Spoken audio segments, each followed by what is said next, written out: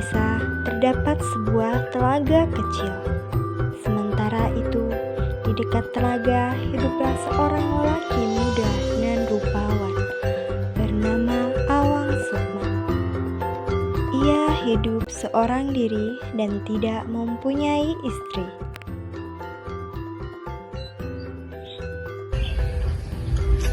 Kamu kenapa diam saja? Begini, Chef. Apakah aku akan hidup sendiri selamanya seperti ini?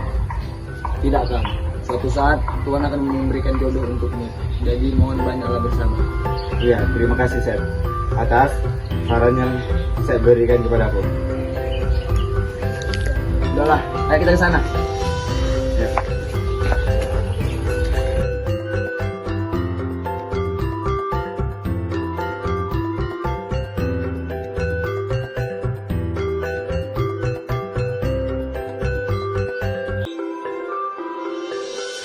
Para bidadari pun kemudian bermain-main di dekat telaga.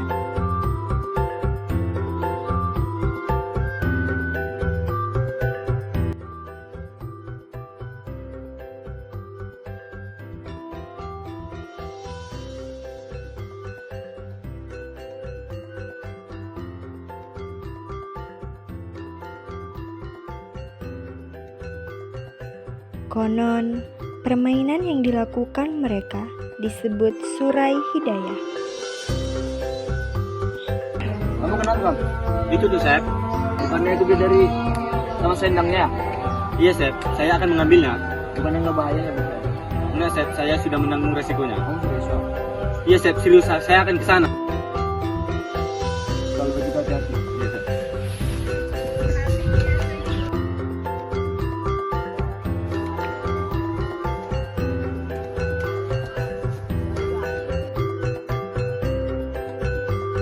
Seperti hari mulai gelap. Ya kak, kita harus kembali. Sepertinya ayah sudah menunggu kita.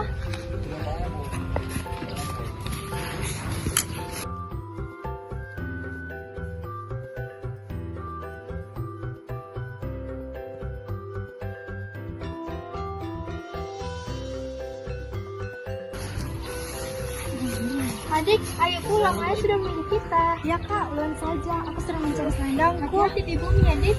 Ya kak.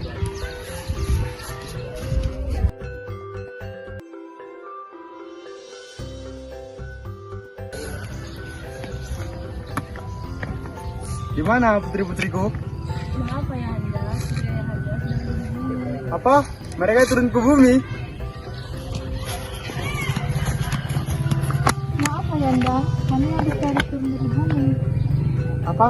Kalian habis turun ke bumi? Memangnya kenapa Ayahanda? Kalian semua tidak perlu tahu alasannya kenapa. Nanti suatu saat kalian akan tahu alasannya kenapa. Cepat kembali kamar, tidak ada tapi-tapi.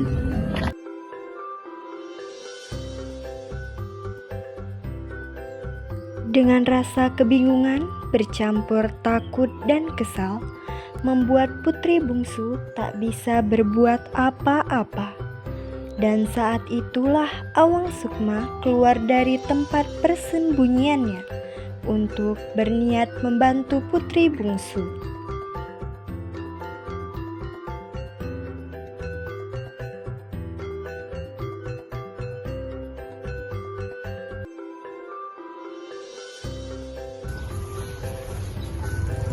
Putri lagi apa? Putri jangan sedih. Tinggallah bersama aku di sini. Ya Tuan, terima kasih sudah membantuku.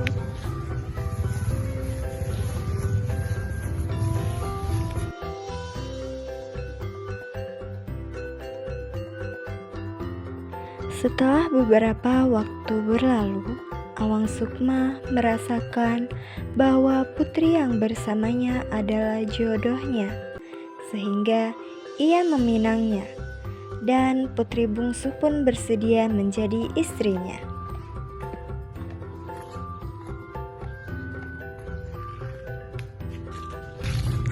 Putri, apakah kamu bersedia nikah dengan hamba? Iya, aku bersedia. Pernikahan itu, mereka pun menjadi pasangan yang amat serasi dengan ketampanan dan kecantikannya, sehingga Dalam ikatan cinta kasih, mereka membuahkan seorang putri yang diberi nama Kumalasari. Kumalasari, kamu sudah tumbuh dewasa dan cantik ya? Iya Bu, aku cantik juga punya ibu cantik. Setelah lama berjalan dan kebahagiaan, rupanya memang sudah ada dunia bahwa tidak ada yang kekal dan abadi.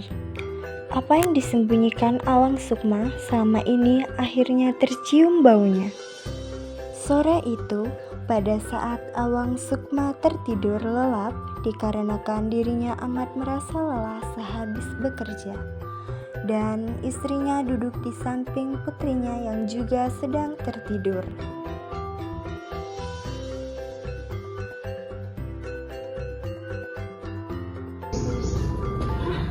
Itu apa ya?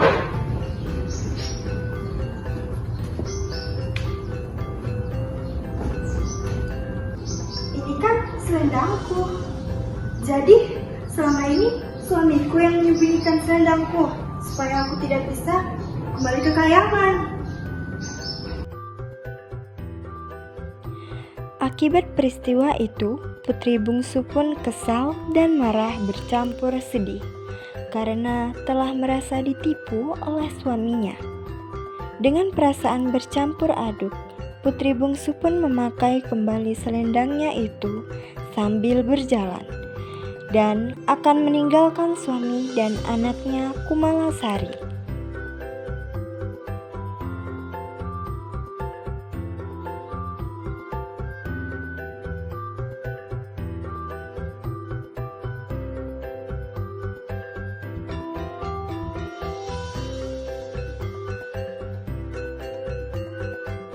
Maafkan ibu ya nak. Ibu mau kemana? Maaf nak, ibu harus ke kayangan tempat ibu yang berasal. Ibu jangan tinggalin aku. Maaf nak, ibu tidak bisa. Kalau ibu tinggal di sini, ayahanda akan marah. Baiklah kalau begitu Adinda.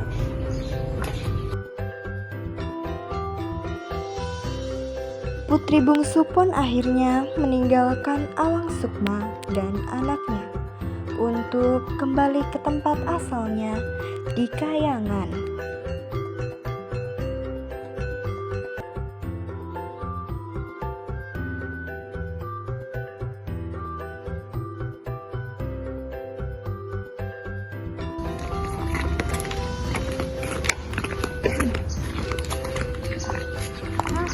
Putri bungsu, kau kembali.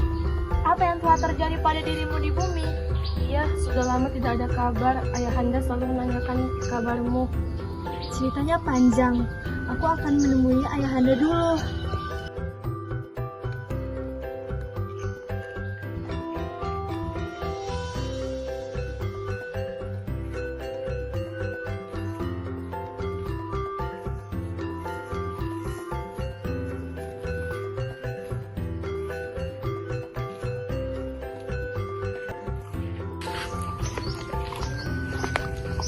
Putri bungsu, Saudara-saudaraku, jangan pernah menyentuh kami. Setelah kau bersenang-senang di bumi, kau melupakan kami di sini. sungguh begitu lama kau di bumi dan tak ingat pulang lagi. Aku akan menjelaskannya saudara-saudaraku. Tidak perlu ada alasan. Ada apa ini? Putri bungsu, apa yang terjadi? Dari mana saja dirimu? Aku akan menjelaskannya ayahanda.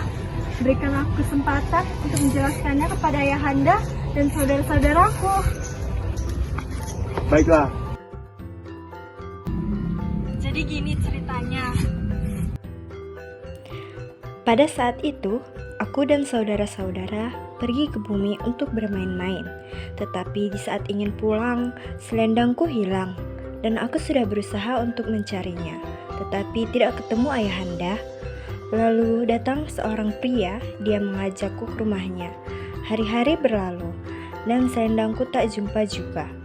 Singkat cerita, kami saling jatuh cinta dan kami menikah. Dan kami sudah mempunyai seorang anak.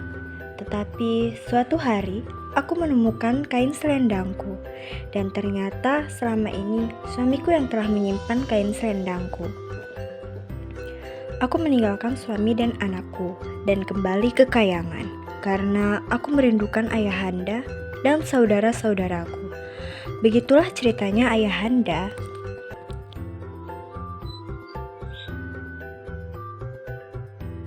Kalau begitu, kembalilah putriku, kembalilah kepada suami dan anakmu, tapi jangan pernah melupakan ayah. Terima kasih ayahanda sudah mengerti. Aku akan selalu berkunjung. Kami minta maaf Putri Bungsu sudah berburuk sangka padamu.